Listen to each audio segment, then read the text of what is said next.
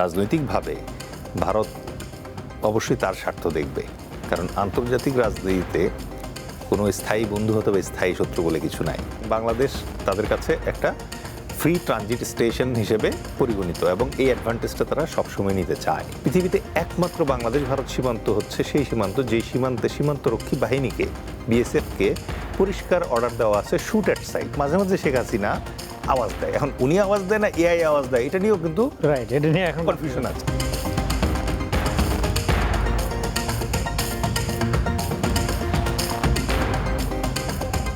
এখন স্বরাষ্ট্রমন্ত্রী সম্প্রতি বলেছেন যে আপনারা হাসিনা কার্ড খেলবেন আবার বন্ধুত্বও চাইবেন, দুটো তো বিপরীত অবস্থান। কিন্তু সেই ভারত এই যে হাসিনা কার্ড খেলা, তাদের যে বক্তব্য যে আমরা তো সরকার এটাকে এন্ডোর্স করে না, আমরা সরকার একমত নয়, মানে এটা সরকার জন্য একদম এত ইনোসেন্ট মনে হচ্ছে, ভারতের মতো ইনোসেন্ট বক্তব্য যেটা। দেখেন, ভারতের হেজেমনি যে ব্যাপারটা আছে বা আধিপত্যবাদ যে ব্যাপারটা আছে, এই ব্যাপারটা এখন বাংলাদেশের আপামর জনসাধারণের কাছে অত্যন্ত স্পষ্ট এবং উন্মোচিত। এটা 5ই আগস্টের একটা ব্লেসিং আমাদের জন্য, যে এর পরে এই জিনিসটা আমাদের কাছে একদম খোলাসা হয়ে গিয়েছে। এখন রাজনৈতিকভাবে ভারত অবশ্যই তার স্বার্থ দেখবে, কারণ আন্তর্জাতিক রাজনীতিতে কোনো স্থায়ী বন্ধু অথবা স্থায়ী শত্রু বলে কিছু নাই। এখানে আছে হচ্ছে যার যার দেশের স্থায়ী স্বার্থের খেলা। বাংলাদেশের ক্ষেত্রে ভারতের যে প্রজেক্টটা ছিল, সেই প্রজেক্টটা তো খুব স্পষ্ট। আমি এর আগে বহুবার বলেছি যে ভারতের বাংলাদেশের কাছে প্রত্যাশা খুব সিম্পল, সেটা হচ্ছে 7 সিস্টার্স যে এলাকাটা আছে, এই এলাকাটা খুব চিকন একটা লাইন দ্বারা সংযুক্ত, শিলিগুড়ি করিডোর দ্বারা সংযুক্ত। সুতরাং এই জায়গাটাতে পৌঁছানোর জন্য তাদের বাংলাদেশের ভেতর দিয়ে যাতায়াতের রাস্তা দরকার। সুতরাং বাংলাদেশ তাদের কাছে একটা ফ্রি ট্রানজিট স্টেশন হিসেবে পরিগণিত এবং এই অ্যাডভান্টেজটা তারা সবসময় নিতে চায়। কিন্তু সমস্যাটা যেটা হয়ে গেছে যে ওরা এই জিনিসটাকে 1971 সালের আমাদের স্বাধীনতার পর থেকে জিনিসটা গ্যারান্টেড ধরে নিছিল যে বাংলাদেশে সবসময়ই তাদের অনুকূল একটা সরকার থাকবে, এবং শেখ হাসিনা যেরকম প্রোগ্রামতে বললেন যে যা দিয়েছি তা কখনো ভুলতে পারবে না, এই ধরনের সরকার তারা সবসময় চাইতো এবং সেটা তারা এনশিওর করার চেষ্টা করেছে। এখন ওদের হেজেমনির যে স্বরূপটা আছে এটা তো খুব সিম্পল। নাম্বার 1 যেটা, সেটা হচ্ছে আমাদের নদীগুলোর উপরে বাঁধ দিয়ে দিচ্ছে। সুতরাং এই নদীগুলোর উপরে বাঁধ যে দিয়ে দিচ্ছে, একটাও তো বাঁধ সে ভাঙে নাই। ইউরোপে তো এখন বাঁধ ভাঙার সময় চলছে, আমরা শুনতে পাই।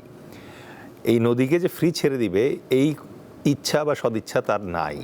তো এটা একটা বড় সমস্যা, কারণ বাংলাদেশের মানুষ অন্তত এইটুক বুঝে এই নদীগুলোর উপরে যদি বাদ দেওয়া হয় তাহলে এটা আমাদের অস্তিত্বের সংকট। এখন আপনি যদি আমার অস্তিত্বের সংকটের কারণ হন, আপনার সাথে ফ্রেন্ডশিপ কীভাবে করবো আমি? This is number 1। নাম্বার 2 হচ্ছে কিছু ভিজিবল এলিমেন্টস আছে যেটা ভারত উপেক্ষা করতে পারে না। পৃথিবীতে একমাত্র বাংলাদেশ ভারত সীমান্ত হচ্ছে সেই সীমান্ত, যেই সীমান্তে সীমান্তরক্ষী বাহিনীকে, বিএসএফকে পরিষ্কার অর্ডার দেওয়া আছে শুট অ্যাট সাইট। মানে বাংলাদেশে কেউ সীমান্ত অতিক্রমের চেষ্টা করুক, সে গরু চুরির জন্য করুক আর ভুল করে করুক আর গরু হারায় গেছে বলে আনতে করুক, তাকে শ্যুট করার এখতিয়ার তাকে দেওয়া আছে। সেই নীলকররা যখন বাংলাদেশে ব্যবসা করত, তখন ব্রিটিশরা একটা আইন করছিল যে নীলের ব্যবসায় যদি কেউ হাত দেওয়ার চেষ্টা করে অথবা নীলকর বাবুকে যদি কেউ ক্ষতি করার চেষ্টা করে, তাকে রক্ষার জন্য 7টা বাঙালি কিলিং অথরাইজ। সেখান থেকে প্রবাদটা আসছে 7 খুন মাপ। ঠিক আছে, তারা আইন করে দিছিল। তো একই রকমভাবে এই সীমান্তে, ভারত বাংলাদেশ সীমান্তে বিএসএফকে এই ট্রিগার হ্যাপিনেসের একটা সুযোগ দেওয়া হয়েছে, একদম জেমস বন্ডের মতো। মানে আপনাকে কেউ জিজ্ঞেস করবে না, আপনি মেরে ফেলবেন। আজ পর্যন্ত কোনো বিচার হয় নাই তো। 1200-র উপরে লোক মারছে তারা, যেটা ওয়ার্ল্ড হত্যা করছে আজকে লালমনিরহাটে। তো এইটার কোনো বিচার হয় না, এটা একটা জিনিস। তো এটা তো বাংলাদেশের মানুষ দেখতে পায়। বাংলাদেশের মানুষ যখন দেখতে পায় বাংলাদেশের মানুষের এই মুহূর্তে প্রধানমন্ত্রীকে, তারেক রহমান, তাকেও এটা দেখতে হয়, তাই না? তাহলে একদিকে নদীর বাঁধ, সামনে গঙ্গা চুক্তি যেটা আছে এটা রিনিউ করার কথা ডিসেম্বরে, সীমান্তে এখনও মানুষ মারতেছেন আপনি এবং সীমান্তে পুশিং করতেছেন পরিকল্পিতভাবে। আর হচ্ছে ধরেন পরিকল্পিত রাজনীতিতে হস্তক্ষেপ। 1971 সালের দেশটা স্বাধীন হওয়ার পর থেকে প্রত্যেকটা বড় ঘটনার পিছনে ভারতের হস্তক্ষেপ, ইন্ধন সব আছে। এই যে শান্তি বাহিনী তৈরি করলো, ট্রেনিং দিল, টাকা দিল, অস্ত্র দিল, তারপর কতদিন লাগলো আমাদের এটা থেকে বের হয়ে আসতে? 1975 সালে শেখ মুজিবুর রহমান মারা গেলেন। মারা যাওয়ার সাথে সাথে কাদের সিদ্দিকী কোথায় গেলেন? ইন্ডিয়াতে গেলেন। 1990 সাল পর্যন্ত ইন্ডিয়াতে ছিলেন উনি, এবং প্রথম 2 বছরে প্রায় 3000 লোক মারছে উনি, বাংলাদেশি। মানে এই দেশের লোক ইন্ডিয়াতে গেছে, হেডকোয়ার্টার বানাইছে, বাংলাদেশের আর্মির বিরুদ্ধে যুদ্ধ করছে। ইটস জিয়াউর রহমান। উনি যখন একসময় বলছে যে এই কেসে ওদেরকে আমি সাধারণ ক্ষমা টাইপের দিলাম, এদের অন্য কোনো মামলা থাকলে বিচার হবে, কিন্তু বাংলাদেশের বিরুদ্ধে অস্ত্র ধারণ করছে, এটার জন্য কোনো পানিশমেন্ট দিব না, তখন কিন্তু অনেকে চলে আসছে। এই যে আপনি দেখবেন রেন্টু সাহেবের একটা বই আছে না, যে আমার ফাঁসি চাই, উনি কিন্তু এটার সাক্ষী, লিখিত বইয়ে লেখা আছে। কিন্তু এই আমাদের কাদের সিদ্দিকী সাহেব কিন্তু আসেন নাই। উনি 1991 সালে এসে 16 ডিসেম্বরে দেশে নামছে। তো তাইলে তার মানে কি? তার মানে হচ্ছে বাংলাদেশের যত পলিটিক্যাল ক্রিমিনালস আছে, ঠিক আছে, ফৌজদারি ক্রিমিনালস আছে, বাটপার, চোর, দেশবিরোধী যত ফিফথ কলামিস্ট আছে, পেইড এজেন্ট আছে, এদের হারবার করে কে? ভারত।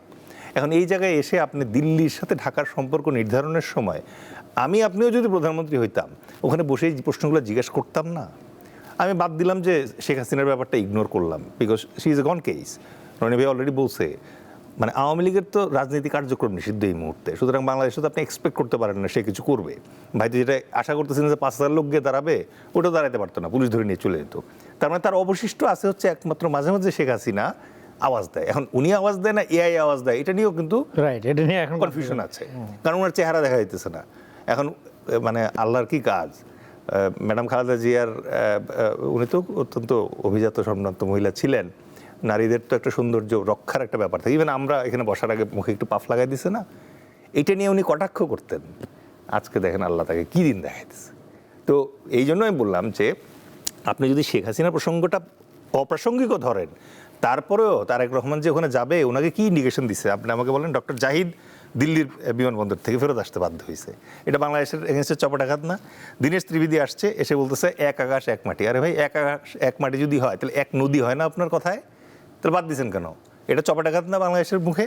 সার্গেই গোর বাংলাদেশে আসছে, আইসা এইটা পৃথিবীর ইতিহাসে আমি খোঁজার চেষ্টা করছি আর কোথাও আছে কিনা, যে আপনি একটা দেশ ভিজিটে গেছেন, ওই দেশে গিয়ে ওই দেশের আরেক দেশের রাষ্ট্রদূতের সাথে আপনি রুদ্ধদ্বার বৈঠক করতেছেন, এবং আপনি বের হয়ে কোনো কথা বলেন নাই কি নিয়ে কথা বলছেন।